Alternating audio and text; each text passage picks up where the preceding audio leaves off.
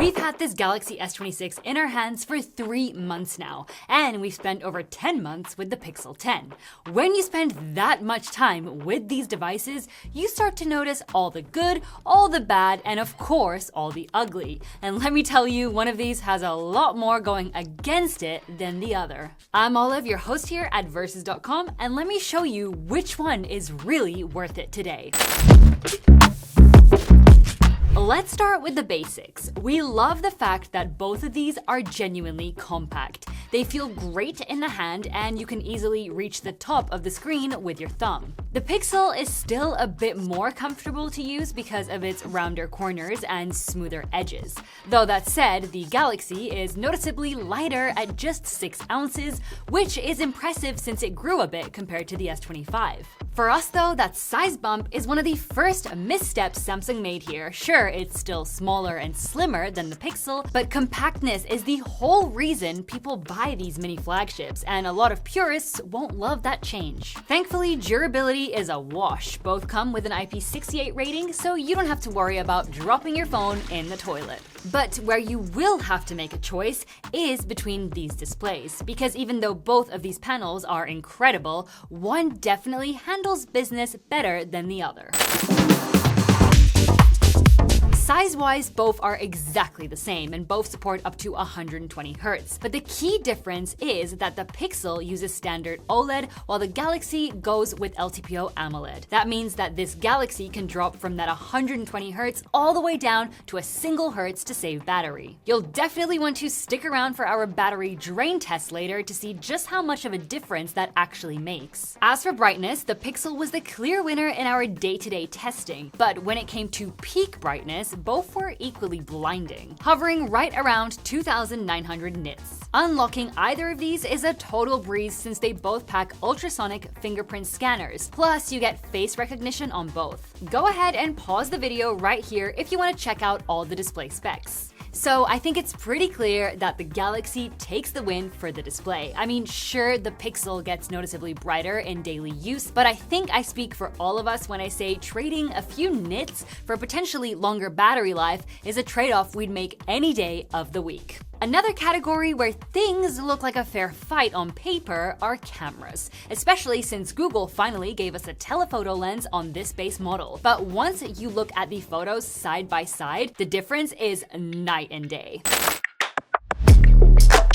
In case you don't know, the base Galaxy has been carrying the exact same camera hardware for 4 years straight. For the main shooter, it features 50 megapixels, while the Pixel gives you 48. Both phones do an overall splendid job, though the Galaxy can sometimes clip highlights, while the Pixel can look a bit over-sharpened. Even if it captures how scenes look more precisely, the ultra-wide cameras are almost identical, sitting at 12 and 13 megapixels. The Pixel 10 unfortunately got a downgraded sensor compared to the Pixel 9. In practice though, we still preferred how the photos from the Pixel turned out, even if the indoor white balance can get a little funky. As for the telephotos, these are 10 and 10.8 megapixels respectively, and since the Pixel packs 5 times optical zoom, it captures much more detail at every single zoom level compared to the 3 times zoom on the Galaxy. This last one does have more digital zoom range, but it's not great. However, at night, don't expect miracles from either. When it comes to portrait shots, it's a total win for the Galaxy because its photos just look way more realistic. Also, the Pixel literally cannot use its telelens for portraits. You can only digitally crop in on the main sensor. Now, video is an area where Pixels have historically struggled, and unfortunately, that's still the case here. Colors on the Galaxy can look a bit too saturated at times, but in general, it delivers better detail and noticeably wider dynamic range altogether. Using the main cameras, the Galaxy can film all the way up to 8K 30 FPS, whereas the Pixel tops out at 4K 60 FPS. Portrait video also relies on this main sensor, but your maximum resolution gets capped at 4K 30 FPS on the Galaxy, while the Pixel drops all the way down to just 1080p 24 FPS. Ultra-wide video gave us the exact same results as the main camera. The Galaxy keeps doing its color boosting thing, while the Pixel looks far too blurry and desaturated for our liking. As for the maximum formats with these lenses, you can expect 4K 60 FPS on the Galaxy and 4K 30 FPS on the Pixel. But we have to be fair, we actually preferred the front camera on the Pixel for photos, since skin tones look a lot more natural. As for the specs, both phones are neck and neck in terms of megapixels, coming in at 12 and 10.5 respectively. For video, however, the Pixel once again drops the ball, giving the Galaxy another easy win. On the bright side though, both can film at the exact same limit of 4K 60 FPS. So now let's test out the audio on both of these devices. We'll start off over here with the Galaxy.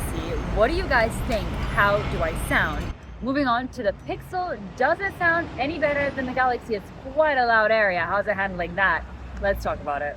As you just heard, the Pixel does a much better job at cancelling out background audio straight from the camera, though it ends up sounding quite muffled. So as you saw, if you're more of a photographer than a videographer, the Pixel is a really compelling option. But being completely honest, we would just pick the Galaxy overall. In our time testing it, we never felt like we had to compromise whether we wanted to snap photos or film some cringy TikToks. Now, we know you've heard that the chipset on this Pixel is as slow as a Honda Fit, but that's not entirely true though. Our Galaxy here is the international model, meaning that it's packing an Exynos chipset under the hood, while the Pixel comes with Google's own Tensor SoC. Both, however, have the exact same amount of RAM. You can check out the rest of the specs right here. But to give you an idea of the raw power you actually get from these chips, we put them through a series of demanding real-world tests, starting with some gaming. As you can see, optimization is still a major issue for the Tensor chipset because Grid Legends just won't run on this thing. Meanwhile, the Galaxy handled it flawlessly and didn't even get exceptionally warm. But let's move over to Wuthering Waves with the graphics absolutely maxed out. Here, while both managed to hit 60 FPS, the Pixel struggled the most to keep things stable and got so hot we could practically play hot potato with it. Moving over to creator apps, the Pixel continued to trail way behind. For example, when exporting 99 photos in Lightroom, it took the Pixel over 11 minutes to finish, while the Galaxy blazed through it in under 5. As for CapCut, we put together a simple 1-minute 4K 30 FPS video, and even here, the Galaxy just absolutely ripped through the render. The Pixel wasn't quite as slow this time, but it was still second. But let's see what the benchmarks say for those of you who love numbers. In Geekbench 6, the Pixel was noticeably behind in single-core performance, but for multi-core, wow, the Galaxy completely obliterated it. In 3D Mark, it was pretty much the exact same story. The Galaxy spat out numbers so incredibly high that its lowest loop was still higher than the Pixel's absolute best run. If you were hoping for a plot twist in Antutu, I am so sorry to report that things don't get any better for Team Google. This Galaxy completely wiped the floor with it, scoring over 3 million points compared to the Pixel's 1.2 million. Okay, last one. Just so you know, storage speeds are also a complete clean sweep for Samsung, which makes total sense given our 128GB Pixel uses UFS 3.1, whereas the base Galaxy gives you faster UFS 4.0 and 256GB. So is the Pixel's Tensor chipset that terrible? Well, yes and no. For the price point, it seriously underperforms against this Galaxy or even the iPhone 17, but in daily life, it's not a slow phone. It's only that it hits its limits quite fast. Ultimately, if you want the absolute most horsepower for your dollar, the Galaxy is the obvious choice. But we're gonna give you a reality check on the battery life we got from these two in our next segment. And if you think a physically larger battery automatically means more screen on time, think again. When you just look at the raw numbers on paper, the Galaxy is at a massive disadvantage with a smaller battery and slower charging speeds. But let's see how these specs actually translate in practice. So here's how our drain test goes. We calibrated all screens to 500 nits, turned off all battery-saving features, and ran our 9-app loop, which includes social media scrolling, 4K video recording, web browsing, navigation, gaming, video and music streaming, plus video calling. Despite packing 670 mAh more under the hood, the Pixel was the first one to reach the land of the dead, clocking just 8 hours. Meanwhile, the Galaxy survived for an extra 2 hours and 40 minutes before giving its last hurrah, stopping the clock at 10 hours and 42 minutes. Once they were dead, we plugged them both into a 100-watt charger, and even though the Galaxy technically caps out at 25 watts, it was the very first one to be ready for another fight. The Pixel took an extra 14 minutes to cross the finish line, despite pulling a slightly higher wattage. So the battery category is an absolute win for Samsung, and it's a difference you genuinely feel when you carry these around every single day. But as we all know, software is what can make or break your experience. And which one of these two companies literally builds the operating system? Exactly.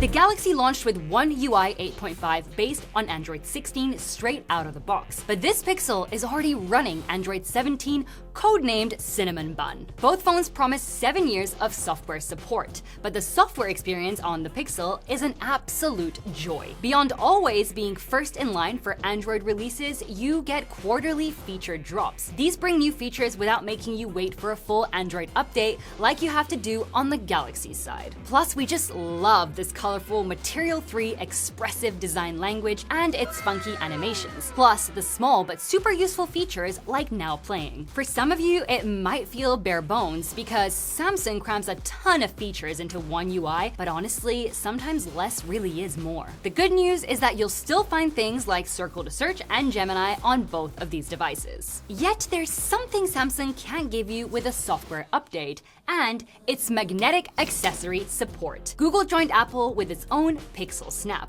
which makes this guy compatible with most of your MagSafe accessories in case you want to switch brands. And I know a lot of you are going to say, as far as MagSafe, we use a case, but trust me, the number of people carrying completely caseless phones is way higher than you think. Now, before you hear our final thoughts alongside how much coin each of these will rob you of, you have to hear the speakers. Because while it's nice that the Galaxy is slim, that sleek profile leaves its audio sounding a little thin. Meanwhile, the stereo speakers on this Pixel sound significantly richer, packing way more boom.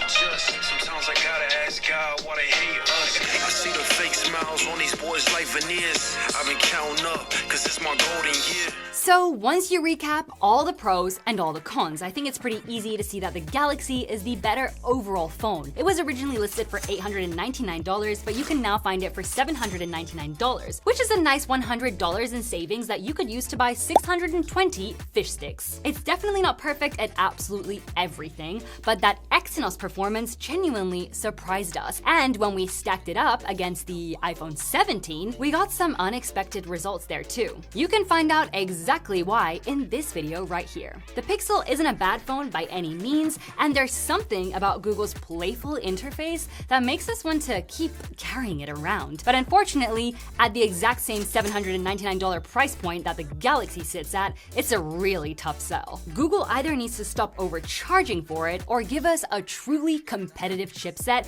and fix the video quality. On the bright side though, it does go on sale pretty often, and just then it becomes an absolute steal. But which team are you on? Have you actually tried out both the Galaxy and Pixel phones? Let us know in the comments. Also, in case you want exclusive access to videos and perks, go ahead and press that join button. And here's a special shout out to our latest Ultra members, Kemal and Nash. Oh, and before you finally go and do that grocery shop you've been delaying, don't forget to give us a big thumbs up and hit subscribe, because we're always testing the latest tech to help you make the best choice. We'll see you in our next video, and until then, take care.